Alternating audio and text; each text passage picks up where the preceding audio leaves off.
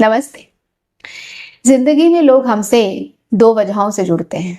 एक होती है प्यार और दूसरा मतलब। जहां प्यार होता है ना, वहां पर आप जरूरी होते हैं। हो सकता है ऐसे रिश्तों में आपको बहुत स्पेशल फील ना कराया जाता हो कुछ अतरंगी काम करके, लेकिन अगर आप गहराई से देखेंगे तो यहाँ पर सामने वाला इंसान हर पॉसिबल एफर्ट लेता है ताकि आप उसकी जिंदगी में हमेशा के लिए बने रहो। आपके फीलिंग्स की रिस्पेक्ट की जाती है। आप जैसे हो आपको वैसे एक्सेप्ट किया जाता है।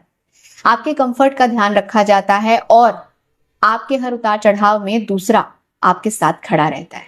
लेकिन जहां पर रिश्ते सिर्फ मतलब से जुड़े होते हैं ना, क्योंकि वो आपको ये पता नहीं लगने देना चाहते हैं कि आपका यूज होने वाला है, इसलिए वो बहुत एफर्ट लेते हैं आपको स्पेशल फील कराने के लिए। एट टाइम्स ये मतलबी रिश्ते सपने की तरह लगते हैं और हम बेवकूफों की तरह अपनी फीलिंग्स को उसमें अटैच कर देते हैं। जिस दिन उनका मतलब पूरा हो जाता है वो तो निकल जाते हैं और हम वहीं अटक जाते हैं और फिर सोचते भी हैं कि सामने वाले ने इतनी जल्दी कैसे मूव ऑन कर लिया, उन्होंने मूव इन ही नहीं किया था कभी। याद रखिए कि किसी के लिए जरूरी होने में और किसी की जरूरत होने में बहुत फर्क होता है। एक अच्छी सी बात बताती हूँ कि मतलब का बोझ अक्सर रिश्तों में इतना भारी हो जाता है कि जिस दिन मतलब निकल जाता है ना, उस दिन रिश्ते हल्के हो जाते हैं। Keep smiling, keep shining. नमस्ते। कई बार सोचते हैं ना कि आज तो हम बात करके ही रहेंगे, अब तो इस मैटर पर डिस्कशन होना बहुत जरूरी है, अब आमने सामने आना ही पड़ेगा, अब बस बहुत हो गया।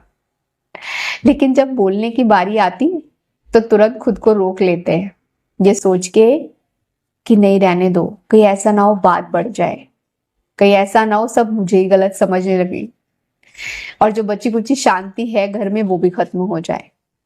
और फिर आप चुप रहना प्रेफर करते और चुप रहकर सबको ये बताते हो कि सब कुछ ठीक है, नहीं नहीं कोई प्रॉब्लम नहीं है, सब सही है।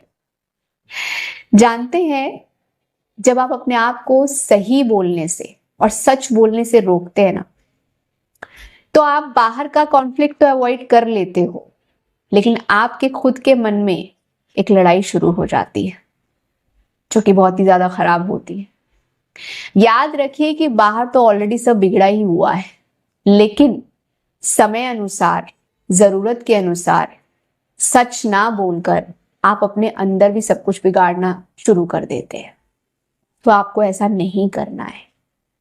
जब आपको लगता है एक समय सीमा के बाद सच जरूर कहिए, चुप मत रहिए, क्योंकि आपकी जो चुप्पी है ना वो सबसे बड़ा झूठ है असल में। Keep smiling, keep shining. नमस्ते। हम बहुत बार ये सवाल करते हैं कि क्यों किसी और को हमेशा हमारी ही कमियां नजर आती हैं, हमारी ही गलती दिखाई देती है और उनका किया हुआ हर काम उन्हें सही लगता है। पता है, इस सवाल का जवाब इसी में छुपा हुआ है। ध्यान से देखिए कि जिस व्यक्ति को अपनी ही सच्चाई ना पता हो, जिसने अपना ही असली चेहरा ना देखा हो, क्या वो आपकी सच्चाई को कभी देख सकेगा? बहुत ही कम पॉसिबिलिटी है। ज्यादातर सभी को पता होता है कि उनके अंदर क्या प्रॉब्लम है या कहां पर उन्होंने गलती की है, लेकिन जब कोई दूसरा पिन पॉइंट करता है ना तो हम उसे ले नहीं पाते हैं। और ये होता है हमारे सो कॉल्ड ईगो की वजह से, जो हमेशा हमें अनसेफ फील कराता है और इसी कारण से हम हर बात को एज अ अटैक लेना शुरू कर देते हैं।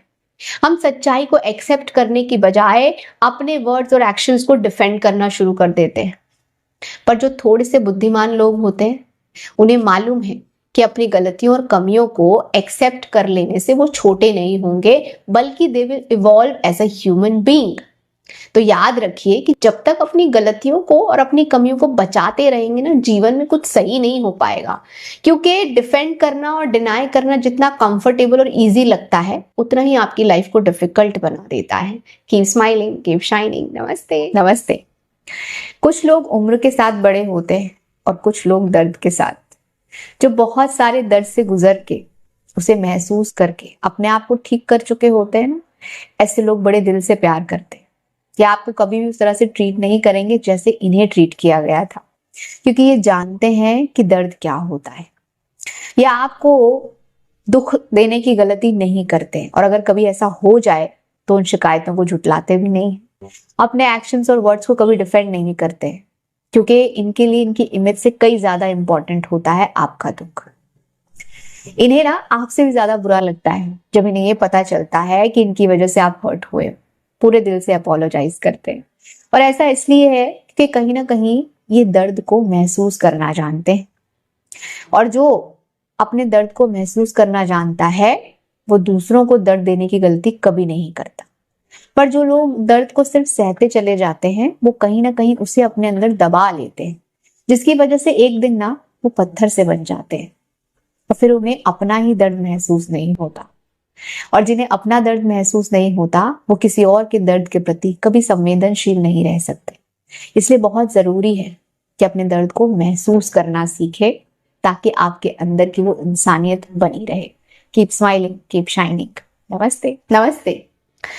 जब जब लाइफ में सिचुएशंस अपनी लिमिट क्रॉस करें, जहां पर लोग झूठ बोलने की, मैनिपुलेट करने की हदों को पार कर रहे हों, जब लोग आपके एफर्ट्स को सेल्फिश मोटिव बता रहे हों और आपके प्यार को अप्रिशिएट करने की जगह उसका अप्रूव मांग रहे हैं, ऐसे लोगों से लड़ते लड़ते, अपने आप को साबित करते करते जब आप थक चुके हैं लेकिन फिर भी लड़ रहे हैं, क्योंकि कई बार हम सोचते हैं कि ऐसे तो बुरे बने ही हुए, चलो कुछ कह के ही बन जाते हैं, तो जानते हैं इस लड़ाई में ना हर बार हम अपने मन की सुख और शांति को थोड़ा थोड़ा खोते चले जाते हैं। अब एक बार और अगर आपने ये लड़ाई लड़ी तो शायद कहीं ना कहीं अपने आप को पूरी तरीके से उसमें खो देंगे। और जब ऐसा होने वाला हो ना तो समझ जाइए कि लड़ाई अब आपकी नहीं रही।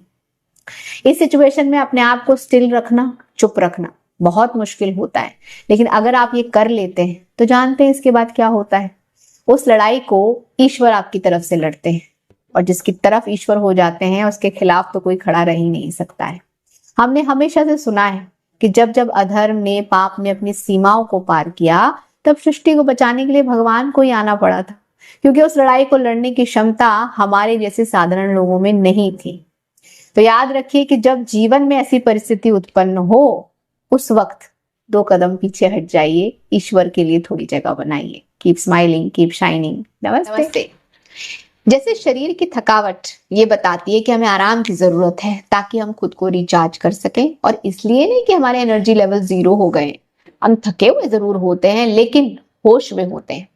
पर अगर आप थकावट में और ज्यादा काम कर लो तो फिर आप हो जाते हो एग्जॉस्ट, जहां पर आप सिर्फ थका हुआ नहीं बल्कि कमजोर भी महसूस करते हैं। इस स्टेज पर ना आपको ना तो लोगों की परवाह होती है, ना जगह की, ना वक्त की, बस आपको सोना होता है, किसी चीज का होश नहीं रहता है। और ये एक्सपीरियंस हम सब ने लिया हुआ है कि जब थकावट हद से ज्यादा बढ़ती है ना तो शरीर में ताकत नहीं रहती है। ऐसा ही जीवन में भी होता है। याद रखिए कि जिस बात का ख्याल आपको थका रहा है, आपको कमजोर महसूस करा रहा है, उस चीज पर अब आगे बात ना हो तो ही अच्छा। याद रखिए कि आप लोगों को समझाने की, जगाने की बहुत कोशिश कर चुके हैं, पर अगर फिर भी लोग आपके साथ बुरा व्यवहार कर रहे हैं, आपकी फीलिंग्स को नहीं समझ रहे हैं, तो वो ऐसा करना चाहते हैं इसलिए वो ये कर रहे हैं। अपनी एनर्जी को, अपने फोकस को अपने सपनों पे लगाइए, आगे लाइफ में बढ़िए, because they are not interested. इससे पहले कि आप कमजोर पड़ जाएं, थोड़ा सा थक कर आराम कर लीजिए। Keep smiling, keep shining. नमस्ते। नमस्ते। पता है किसी की सच्चाई एक्सेप्ट करने के बावजूद भी जब वो इंसान वैसा ही व्यवहार करता है तो हमें हर बार उतना ही दुख क्यों पहुंचता है। कई बार हम समझ चुके हैं कि सामने वाला नहीं बदलेगा, ये ऐसा ही रहने वाला है, तुम चाहे कितने ही हाथ पैर मार लो, लेकिन मन के किसी कोने में ना एक विचार चल रहा होता है, और वो विचार ये होता है कि सामने वाले को रियलाइजेशन होनी चाहिए कि देखो उसे किसी ने उसके बुरे व्यवहार के साथ एक्सेप्ट कर लिया है, तो उसे थोड़ा बदलना चाहिए, थोड़ा अच्छा बनना चाहिए, जो कि हो नहीं रहा होता है।